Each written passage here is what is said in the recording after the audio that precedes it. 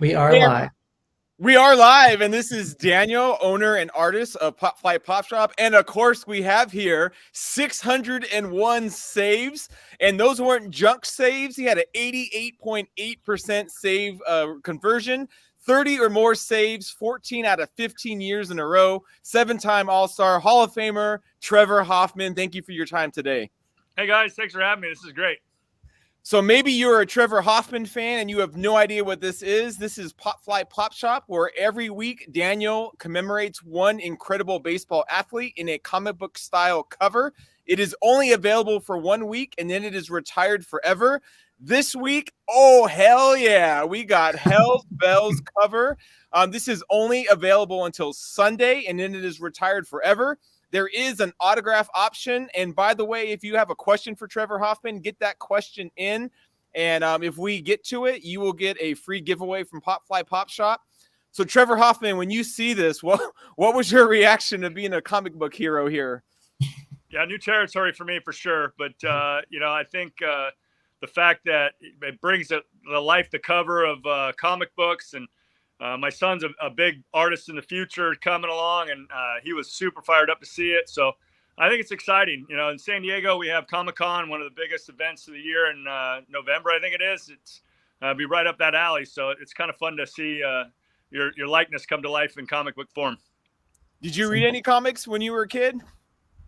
Reading was a struggle. It was always wanting to be outside playing wiffle ball or tennis ball or something. You know, if I was inside, my mom was going to make me do piano lessons. And although I regret that, not sticking with it, but comic books I didn't get into too much. Nice. Daniel, if you could show that print again, is Trevor Hoffman on a bell as a pitcher's mound there? That is. How did you land on that? You know, for me, I just really wanted to highlight the drama of the entrance and the intensity here, and the bell obviously being a huge part of it, part of the lore, part of the folklore, the mythology, the whole experience. And so got to have a bell in there somewhere. And of course there's the Padres connection as well, so a bell just had to be there for sure.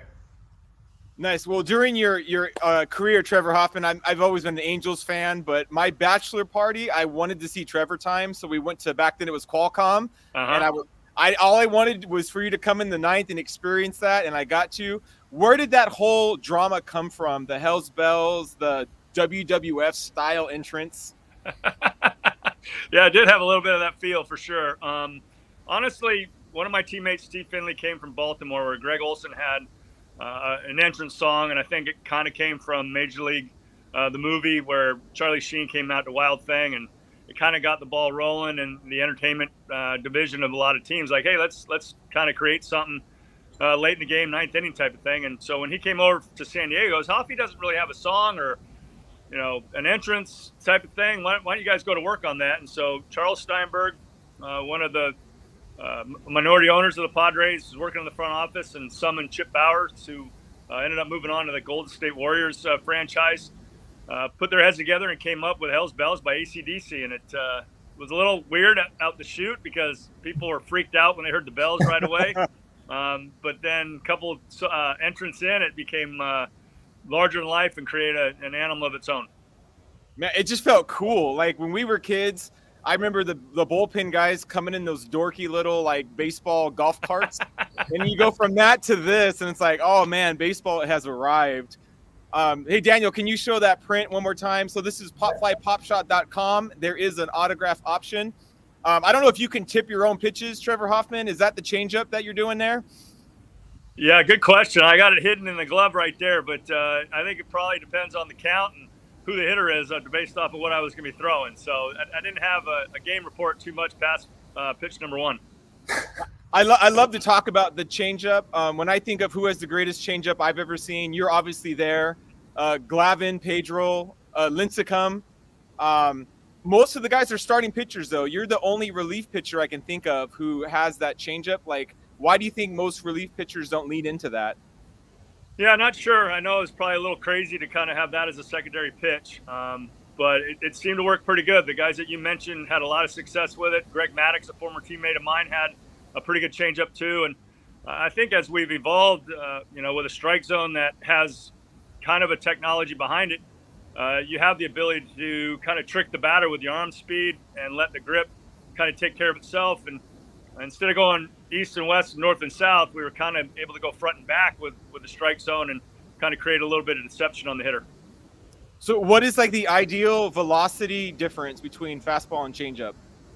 Wow. I think everybody tries to achieve about 10 miles an hour, but honestly, the most success I had was probably 13, 14 mile an hour difference. Wow. With an average fastball around 90 miles an hour. So you're not seeing the triple digits like we see in the game today. So it's kind of weird to think about a changeup being 90 miles an hour for some of these guys. But honestly, it all starts with strike one when you start off a hitter.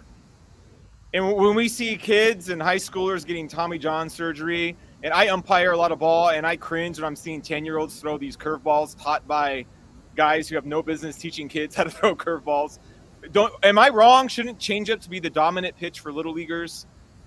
Well, I think it's kind of a catch-22 because a lot of kids' hands aren't big enough necessarily to feel comfortable throwing a changeup, even if they were just to add a finger and create a little more drag. But I'm with you. My dad didn't let me throw a curveball until I was about 15, 16 years old, and even then I was just kind of an infielder screwing around with it. So I think it's important that when you have an idea with somebody that has an idea of how it doesn't have a lot of stress on a young elbow's arm. But honestly, if you can really learn to command a fastball in 4 quadrants around the strike zone, that's 4 different pitches in a sense. And I think you can get away with it at the lower levels. It's when you start to move up the ranks in college and maybe some of the pro ranks that you start to need to develop some of those pitches.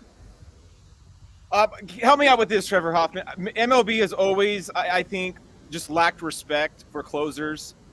There's not a list in the world where you're not listed as a top 5 closer, but you didn't get immediately into the Hall of Fame. And so, I mean, if you had a top 5 first baseman, there's no way he's not getting into the Hall of Fame right away. Why do you think that's so? Well, the save stat didn't come around until 1969. So, in essence, it's a relatively new role that's being evaluated by the Hall and the writers. And I think we're in the 7 or 8 number of closers that are in the Hall, and in that amount of time would probably, ratio-wise, pretty high up there on the list as far as the number of guys that are in. So I know that a lot of teams out there really wish they had an established guy late in the season and in the postseason for that matter. So you can build your bullpens backwards, and certainly they get relied on quite a bit. And I wish I'd had a little more opportunity in the postseason, but man, it's a great role. It allows you to feel like you're in the game every day, and you can participate with your team to help out a win. Now, Daniel here, he has lots of respect for the relief pitcher. Pop Fly's done Al Grabowski, Quinsonberry, Raleigh Fingers. Daniel, why do you seem attracted to the relief pitcher and specifically the closer? I think it's that kind of my second level of appreciating the game. As a kid, I love the pitchers who threw hard, and I love the batters who hit hard. But as I gotten older, and especially for this project, I've dove deep into just baseball mythology and the nuance of it, and I appreciate so much of the presence and the personality of the reliever, and seeing their importance not only in just their abilities but just truly their presence and how they show up and how they can change the game so late in it. And it was a nuance totally lost on me as a kid, but I've just come to love it as an adult. I'm fascinated with closers. The whole, if you lose it, there's no next inning. I think there's a lot of good with sabermetrics, but I think they really miss it on this one. Trevor, I'd love to hear your thought. Like, there's no way anyone's going to convince me that 3 outs in the 6th is as valuable as 3 outs in the 9th. So I feel like maybe relief pitchers are getting more valued now, but the stat of the save is getting devalued. Am I crazy? No, you're not crazy. And I think, honestly, you have to give some nod to the analytics to understand maybe some of the hardest leverage positions are in the 6th or 7th inning. And so they are implementing maybe their best weapon to neutralize that threat in the 6th. It's just that there's no safety net for another pitcher that comes in the 8th or 9th inning. So it's kind of a catch-22. Mariano Rivera went in with 100% first ballot in the closer's role and performed it as better than anybody, regular season and postseason. And so I think without him, I don't know if the Yankees have 5 world championships in his tenure. And so it's a pretty special role. I think, again, the analytics point to different things and how you want to utilize some of your guys. But in all honesty, you have a strong bullpen, you got a shot in the postseason. Well, we are here live with Daniel and Trevor Hoffman. If you would like to get this Hell's Bells print, go to popflypopshop.com. You have to buy it by Sunday or it is retired forever. Trevor Hoffman is being gracious enough to autograph them, so there is an autograph option. Keep those questions coming in. We're going to get to it in about 3.5 minutes. When you were on the Brewers, Trevor Hoffman, you did go to Petco and pick up a save. What was that experience like? Yeah, a little different. I mean, spending 15 years in a Padre uniform, it was a little strange to come in as a visitor and be in the bullpen along the first base line. But the Padre fans showed me a lot of respect coming back as a visitor. And I think it's a little strange to come back to what you call a home park for that amount of time. And but being able to get a save in Petco as a visitor was a little bit different for sure. Hey, I want to throw 3 names at you. They're not super well-known names, but I think they're heroes, and they're guys that I think you have a connection with. So if you could give your reaction to them. Did you have Quigley when you were at Savannah High School? Mike Quigley, head baseball coach on my freshman year, and then also as a varsity player with Savannah High School. But just a great man in general. Loved the game of baseball and taught us a lot of good stuff. My wife was a student teacher with him, and when he passed, I've never seen a community so touched by a teacher. And I noticed that you crossed his path, so I wanted to point him out as a hero. Yeah, Coach Quigg was great, man. He really influenced a lot of young minds and a lot of young players. Had a lot of patience. I think that's something that's important at the high school level and really allowed us to go out and have fun playing the game of baseball. Tell me your memories of Rob Piccolo. Peach was one of the best. I think my favorite memory is my interaction of my kids with him. My kids couldn't come in the locker room if we didn't have the win secured, and so I felt a little bit of pressure there too. If I didn't do my job and we ended up losing, they weren't coming in the locker room, so I had a lot of pressure from my children. But the first guy they sought out when they went in the locker room was Rob, because they didn't know him as Rob or Peach. It was the ice cream man, because as soon as they saw him and vice versa, it was off to the ice cream machine so they could get some more good tasting stuff out of the locker room. So they had quite the bond. We surely miss Rob. And then my last one of my favorite players, JT Snow. Yeah, JT, I always call him Snowman, but his father was, I guess, Snowman. JT Snow was Snowball, and Shane, his son, is Snowflake. So the lineage of Snow is out there, and it's pretty awesome. But what a great teammate from college at the U of A that I had. I could just throw in a general vicinity. I knew it was going to get picked, and he had a great career in college, obviously a great career in a Giants uniform, and the Angels. Just an all-around great guy. I think he's on the air these days up in the Bay Area, announces some Giant games. So still in the game, and just a stud all around. Thank you for those reactions. I appreciate it. Popflypopshop.com. Get your Hell's Bells print. You have here the Hall of Famer, part of the original Marlins team, the team that the Padres gave up Sheffield for. The guy who took over the mantle from Tony Gwynn, Trevor Hoffman. You have the Trevor Time Padre font right there. Daniel, can you scour and pick out the best fan question that has been asked? Sure. I've got one right here from Richard. He says, being one of the few true closers in the Hall of Fame, where does Trevor stand on the question of, is a closer a separate position, or does he consider himself a pitcher? Nice. Interesting question here.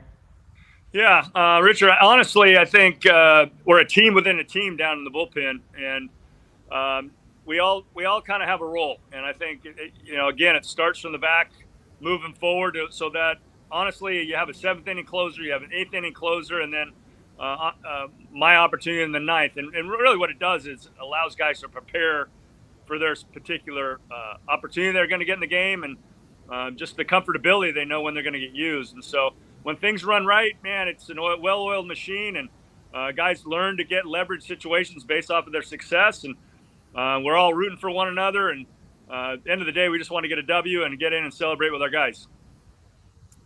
Hey, Trevor, before we let you go, can you share what's on your hat and what your efforts are?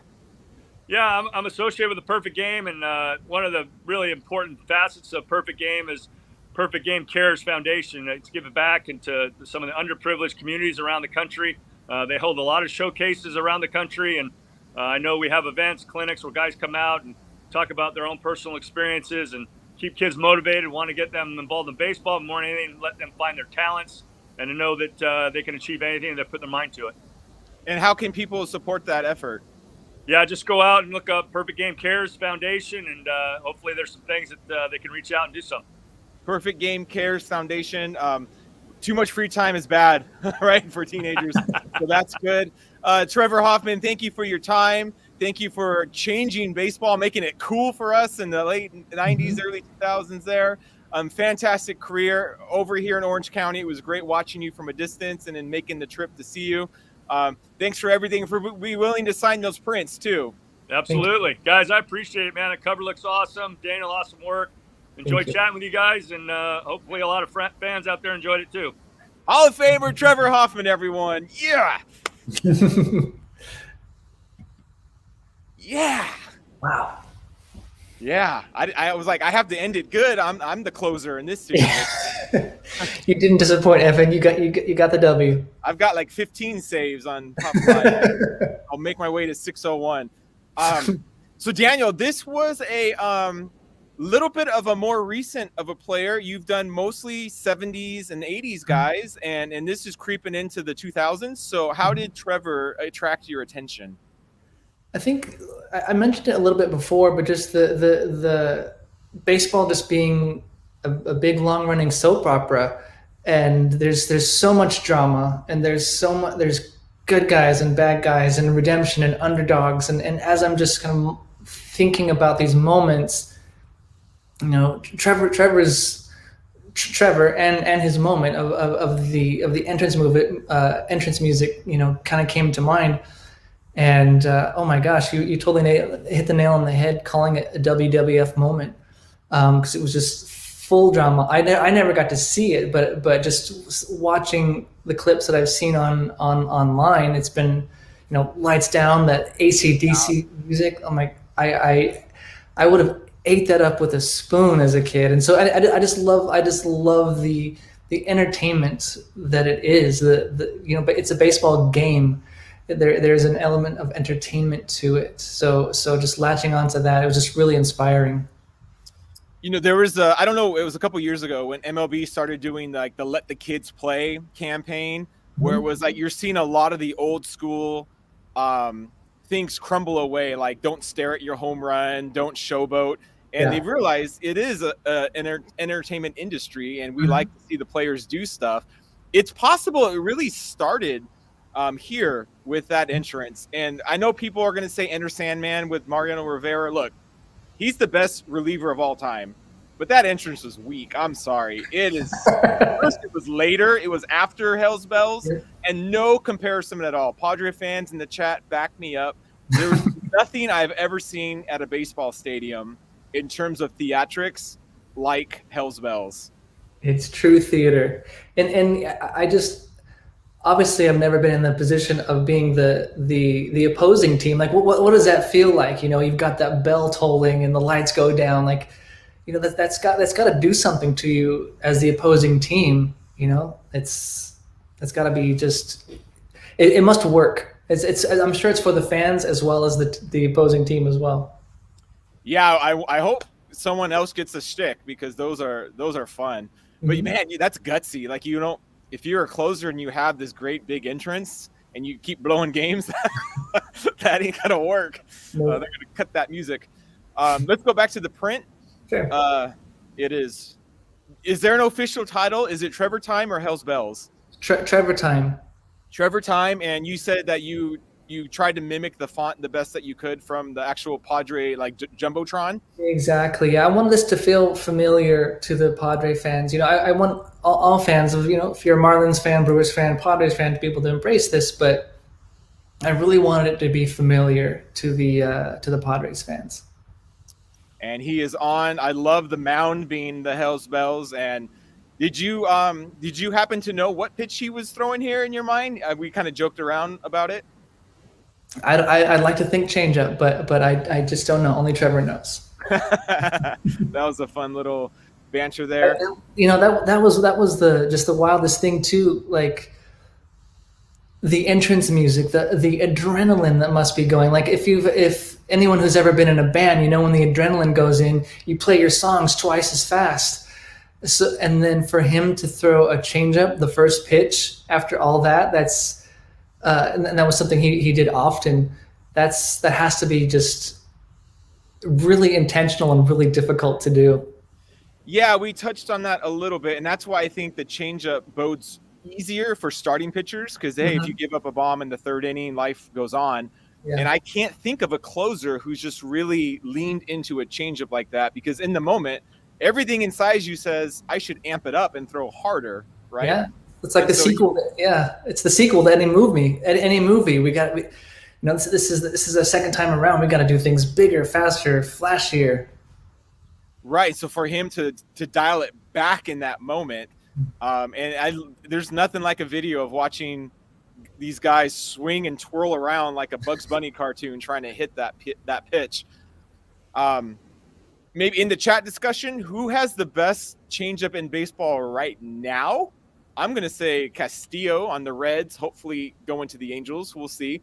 But I can't. That's not a pitch today that is, again, as popular as I think it should be. The highlights are always the big curveball or the 101 mile per hour fastball, something like that. And man, that changeup. Yeah, light up the chat. Tell us who the best has the best changeup in MLB today. So going forward with Popfly, are you possibly digging into more of these kind of 90s, 2000s players? I wouldn't say more or less. It's just everything's open. So today it was Trevor Hoffman. Tomorrow it might be Rube Waddell or Lou Gehrig. It's just who knows? Baseball's big. Well, it's Trevor time here in the Popfly week. It is available until Sunday. Go ahead and go to popflypopshop.com. Make sure you buy it by Sunday. There is an autograph option, and you know what to do with that. You add it. You want to comment on any of those the text bubbles that you have? There's two quotes here. You can't really see it probably on the stream, but what he's saying there is velocity is one thing, but confidence is everything. Those were two separate quotes from two unrelated instances, and one of them was talking about the velocity had to do with a quote about his ball to strike ratio, and the confidence was about consistency from different times. But I ran across those and looking for words for him to say, looking for quotes, and I thought that would be great to go together. So velocity is one thing, but confidence is everything, and that's goes back to that entrance music and the presence.